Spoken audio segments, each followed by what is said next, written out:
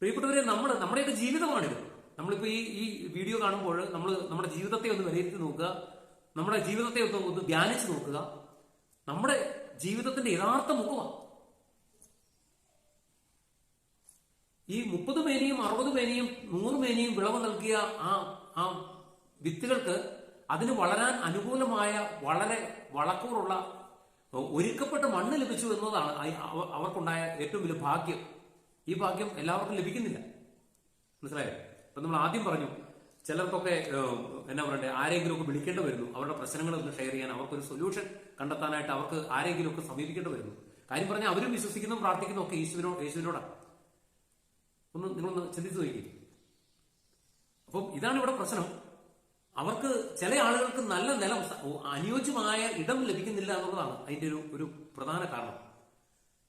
പിന്നെ ഈ നല്ല നിലം ചില വിത്തുകൾക്ക് ലഭിച്ചു, ചില ആളുകൾക്ക് ആത്മീയ ജീവിതത്തിൽ വളരാനായിട്ട് അനുകൂലമായ സാഹചര്യങ്ങൾ ലഭിച്ചു എന്ന് പറയുമ്പോഴും അവർക്ക് ആ നല്ല നിലം ലഭിക്കുന്നതിന് പിന്നിൽ ആ നിലം നല്ലതായി മാറിയതിനും ഒരു കഥയുണ്ട്. ചുമ്മാ ഒരു ദിവസം അങ്ങോട്ട് പെട്ടെന്ന് സംഭവിച്ചതല്ല.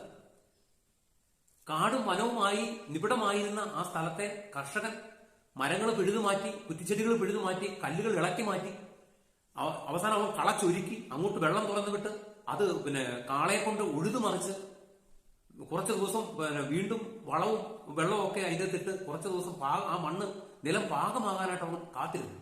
അതിനുശേഷമാണ് പ്രിയപ്പെട്ടവരെ അവിടെ വിതക്കാരൻ അവിടെ വിത്തുകൾ വിതച്ചത്.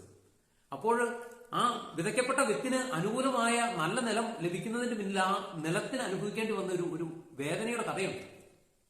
പ്രിയപ്പെട്ടവരെ, ഇന്ന് ആത്മീയ ജീവിതത്തില് ആരെങ്കിലുമൊക്കെ ശുശ്രൂഷ മേഖലയിൽ ഇതുപോലെ മറ്റുള്ളവർക്ക് അവരുടെ പ്രശ്നത്തിന് സൊല്യൂഷൻ പറഞ്ഞു കൊടുക്കാനായിട്ട് ആർക്കെങ്കിലുമൊക്കെ സാധിക്കുന്നുണ്ടെങ്കിൽ, ദൈവത്തിന്റെ കൃപയിൽ ആർക്കെങ്കിലുമൊക്കെ ജീവിക്കാനായിട്ട് സാധിക്കുന്നുണ്ടെങ്കിൽ, അത് അവരുടെ പിന്നില് ഒത്തിരി സഹനങ്ങളിലൂടെ, ഒത്തിരി വേദനയിലൂടെ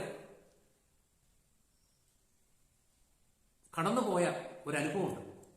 മനസ്സിലായോ? കടന്നുപോയ ഒരു അനുഭവമുണ്ട്. പ്രിയപ്പെട്ടവരെ, ഈ പ്രശ്നമെന്ന് പറയുന്നത് എല്ലാ മനുഷ്യന്റെയും ജീവിതത്തിലുണ്ട്. പ്രശ്നമില്ലാത്ത ഒരു മനുഷ്യനുമില്ല. പക്ഷേ വ്യത്യാസം എന്താണെന്നറിയോ? ഇവിടെ ആത്മീയ മനുഷ്യനുണ്ട്, ഭൗതിക മനുഷ്യനുണ്ട്.